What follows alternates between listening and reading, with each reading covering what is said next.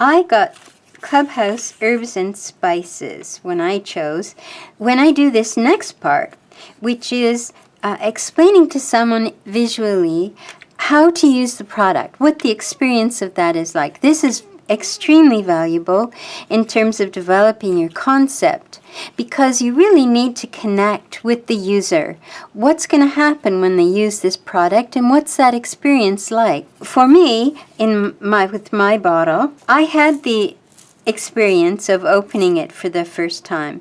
This is not the product I'm going to use, though. I want something that's more pH than onion. But when I did get it, it had a safety seal, and I liked that. I liked that idea, that when I get in there, I know no one has tampered with this. So I peeled that off, and I'm showing there the peel. I think that's an important aspect of my product. Then when I flipped it, the first thing I experienced was the aroma. So I'm going to tell people that it's really important after you open this to take a sniff, as it's really, really good. And then I think when you start to use it, I think it was important to show sprinkling it into my pot filled with my veggies. And I'm showing that the lid is on now and it's simmering, and there's this beautiful aroma escaping when it's simmering. And then I show someone about to enjoy a lovely mouthful of it. Now this is that symbolic drawing that we're doing. It's not meant to be detailed. It's meant to be very, very simple, very quick, and easy to understand. And the more symbol, icon shape sort of things, very simple shape you can use, the better. You don't want to stop and think about details. You just make it quick and easy. And then throwing on a little bit of color is going to help as well. It'll help to clarify things. But you don't fill everything in. I think it's very important that these be done very quickly. This is the sort of thing you'd be doing in front of a client just to figure out, do they like the direction I'm going in? And it'll be for internal meetings as well. What do they think of where I'm going? How does it relate to their aspect of the project? Is it going to jive with what they're doing? And you don't want to waste any time or money on this. So if everybody spends hours and hours laboring over these drawings, then you're in deficit. But this is a plus. It'll save you lots of money and lots of frustration and a lot of time, so you get on the right track. So the faster you can get at this, that's one of our major goals this term, then the better off you are. To start your sketch, we're going to do what we did last time. We're going to divide our paper up into 9 parts. So 3 across this way and a little galley in between. And you're going to work freehand. Remember, the more you do this, now this is the beauty of the pen, because you can work very lightly and then you can beef it up when you have what you want. And all those little lines underneath are going to give it energy, so much more alive and imagination inviting and enhancing than starting and stopping and erasing and starting and stopping and erasing, which just kind of stifles any sort of creativity. You're just correcting yourself all the time. This though is building. And how can you make a better line if the one that didn't work the first time has disappeared? You don't know how to improve it. And then later you can go and box this up. Now I'm taking too long. This should probably go a little faster, but I'm thinking this is new for you probably, all of this, but so we'll just go a little bit. But with repeated exercises, this will get to be second nature.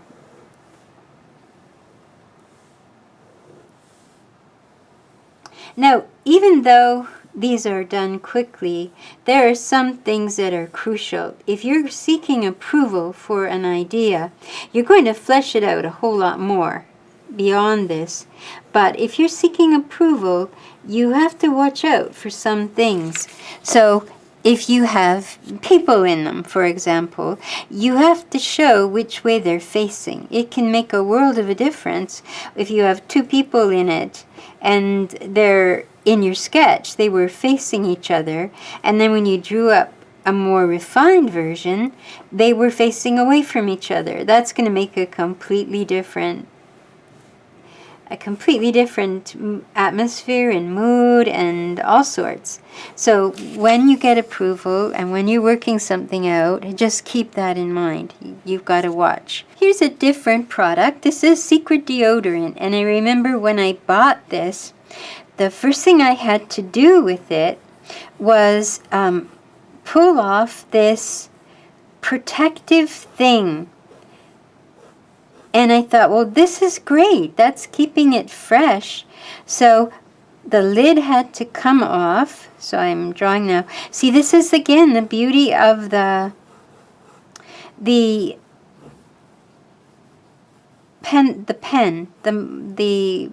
ballpoint pen. But there was a protective cap inside as well. And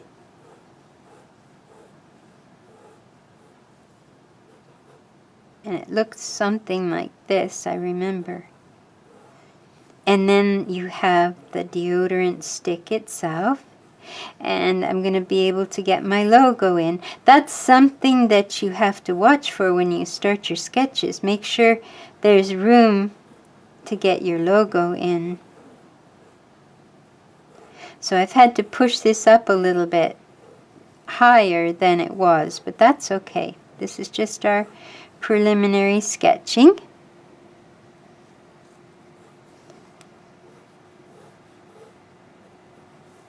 And there's the dome that goes over the top. Now I'm having trouble reaching this, but hopefully. So I guess you would say, I could say here for my first box,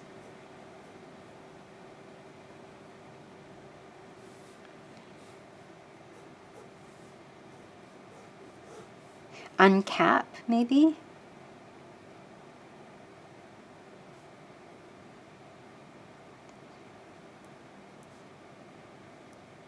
I may have to go black for this one again because I'm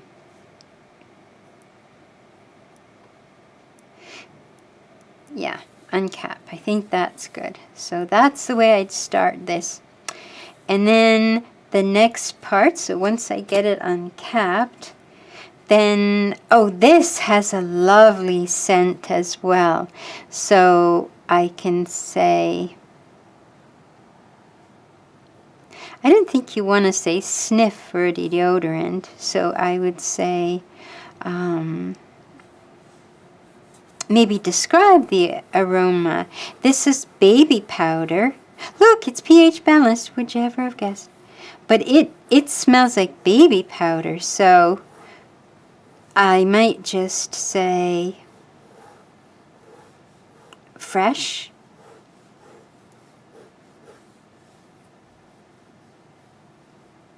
Maybe put a little bit of, because when you uncap it, it's fresh. It has a very fresh, soft scent.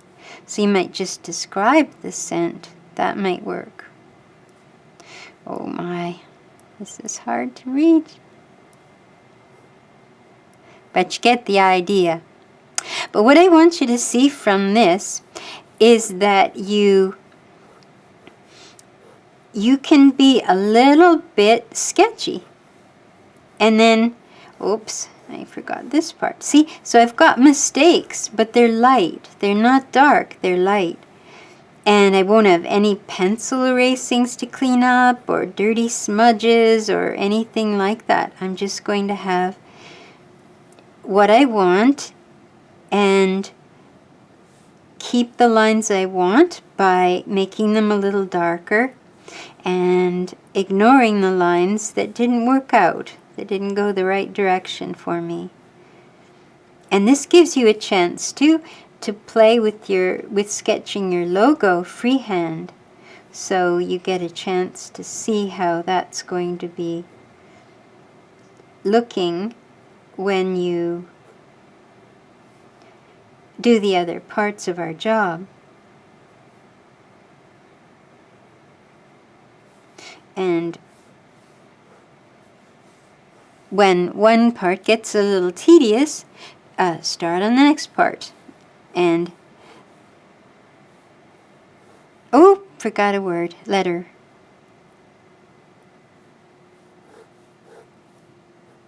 That's okay.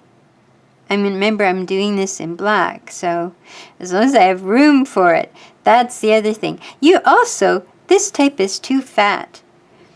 It's a feminine product. It's gonna, and it smells like baby powder, and I put it on as if it was a big heavy spice, so it's not. And then I could say apply. Now I've got to show how someone's beautiful curvy shape and their underarm as they're applying my product. So don't do too many scritchy lines, just try to get a feel. Now this, I think I should come a whole lot closer.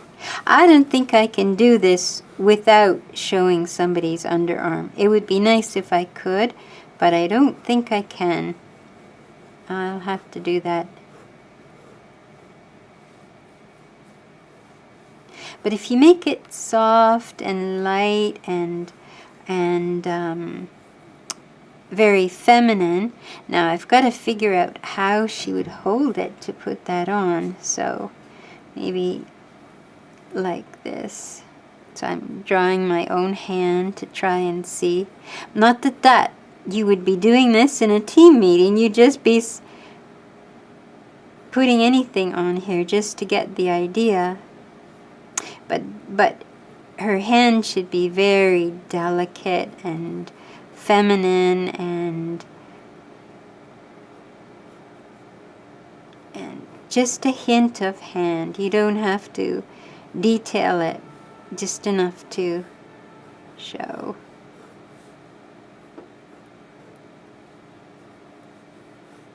How easy it is to apply. And she's got this lovely gentle arm. And then you see, after you get this, this is apply, 3 apply, 2 P's, I think. Yeah, good to spell it out in your mind's eye before you put it on the page. But I should have made this type long and skinny and elegant, but I didn't. So I have to keep on going. And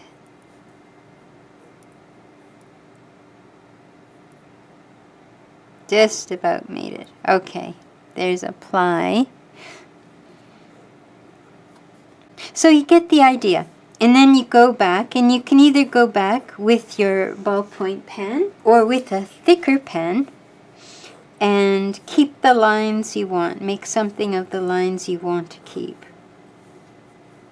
But my preference is to go back with the ballpoint pen first, because you can limit how thick they get. And then later, when you want to go in and you're putting your color on and you want to put emphasis where something is truly important, where you really want to say something, you save it for those parts with your thick pen for those parts.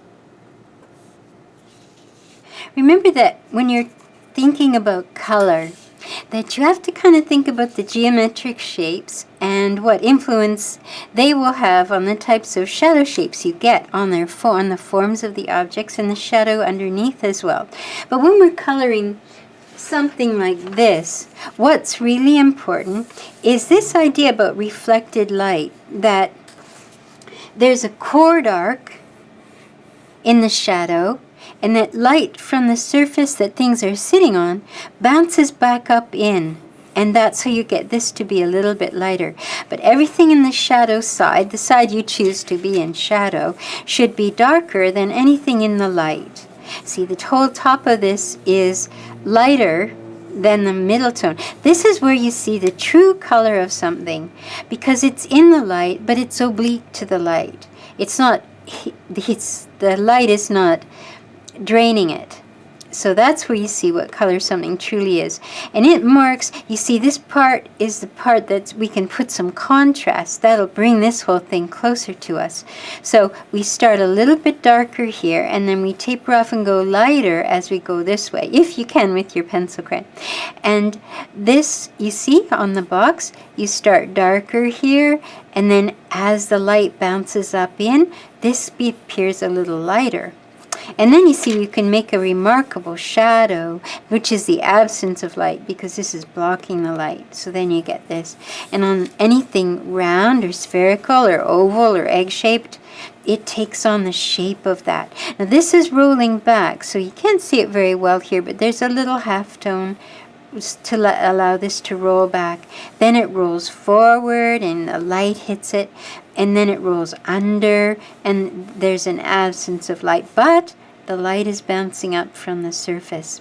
And if you leave a little key line of light at the edge, this is really helpful because it's going to bring the color of the background into the object so that it doesn't look cut out and stuck down. So remember, our method of shading and coloring is going to be fast but accurate. So we're going to make our shadow shapes correct and put that little bit of reflected light. Remember that light gathers at edges, so you can allow that in. This, I didn't want to have that line there because light would gather there. So I do need a little contrast to separate the top from the front.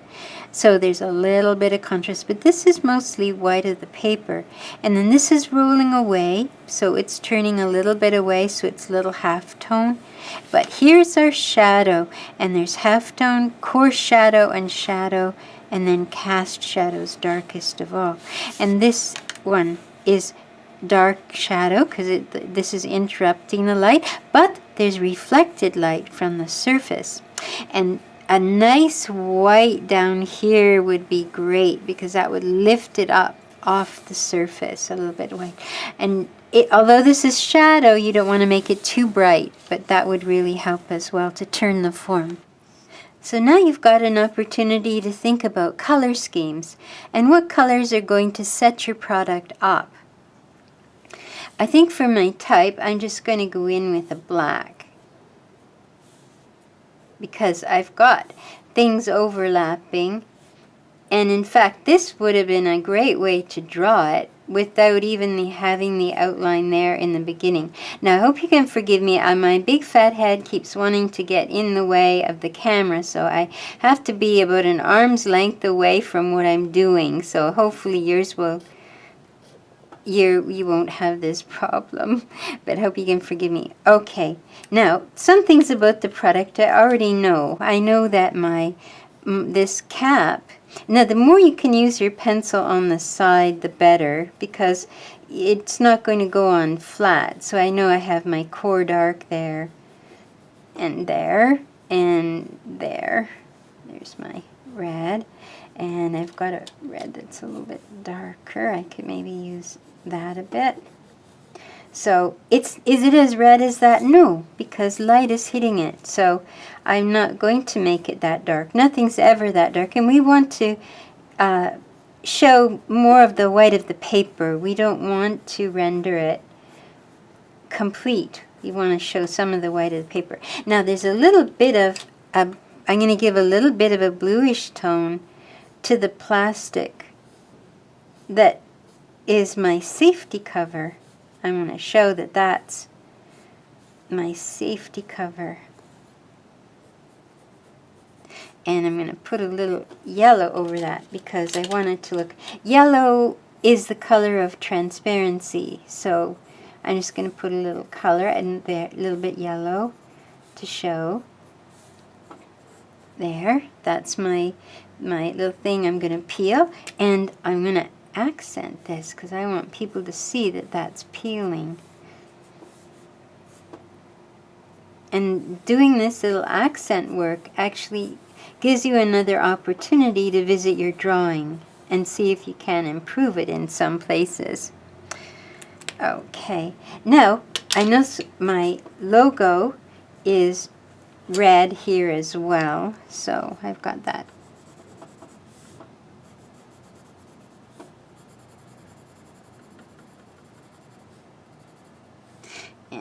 might go a little darker here and let it be a little lighter there. I'm going to put this in again because I'm in a plastic bottle.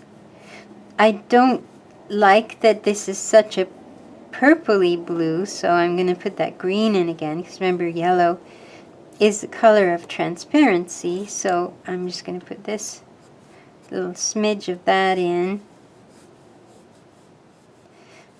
But there are aspects of the bottle where you don't see the product, and I'm also going to use a more green spice, because remember, my focus is going to be on pH.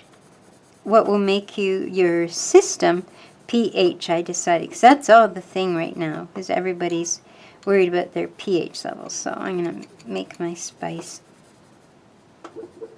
more of a green spice. And this is your chance now to play with what's going to happen on your product. Now this is a really dark red, so I might, oh, this might be nice too, to give it a little more. It's a little purple. Purple you can use as a shadow, definitely for red. And this is a darker colored red. But I'm trying not to fuss. I don't want to fuss. I want this to be... Now this is all about kitchen and warmth. So when I put a little bit of background in, I'm going to start to set up an atmosphere of warmth in the kitchen. I'm going to throw a little bit up there, and more of my yellow. And this will help my instructions to have a little bit of atmosphere as well as everything else. Now this one, my focus is how you're going to get to the spice. Where does it come out? And that's on this little fella with the holes in.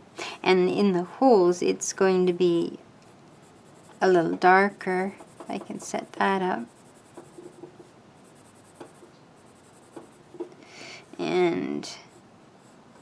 And then when you color around them, I'm going to leave a little bit of white. Now, light gathers at edges, so that's why I'm leaving a little bit of white around these holes. And also, I'm trying to link it up with the background, which is going to be mostly white. So if you color everything in solidly, the background will look cut out and stuck down, or the whole thing will. And the background won't relate. So you've got to use a little bit of discretion there. And you're always leaving a little bit of the white of the paper. And this I'm going to warm it up a little bit. That red was a little too purpley. And this one I don't want to call too much attention to it at all. I just want it to sit kind of in the back. It's there. It's the flip side, but it's a little further back, so I've got license to just let it kind of fade away. And this, you see, is all preparation for when you use your markers. It's getting us ready for that. This is a little greener. Maybe I should have been using this one. There, that is a little better. And you can always go back. We want to do this fast though. I'm taking too long really, because if you want to get something done quickly, you don't fuss. You just get the information out. I can't reach this really, so I hope you can forgive me. It's going to be, but it shouldn't actually be that fussy anyway. You're among your co-workers, so you can, when you do this sort of thing, usually. So I've got peel. I want everyone to peel that safety thing off. Then they're going to flip the lid, and I'm going to put a little background color in again. So bad. And it's okay to leave a little white space before you begin the background color again too. And I want to warm it up with a little bit of orange. So I get everybody used to the idea that we're in the kitchen, and you might have a sunny yellow kitchen. That's the best kind to have. And then I've got a person who's sniffing. They've got to have a person to sniff. So I'm not going to render too much of this. I'm just going to put a little bit of color there. And inside the form, and the smile is important, but I'm trying to leave a lot of white there. And inside that orange that I put, I'm going to put a bit of red, so you get a little bit of her face. And then same old for my product, just to give it a little bit. I'll give a little bit of oomph there.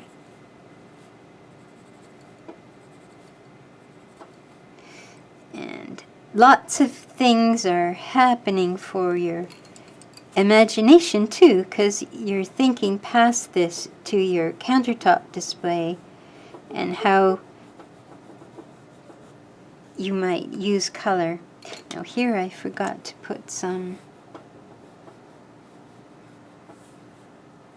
accents. I don't want this one.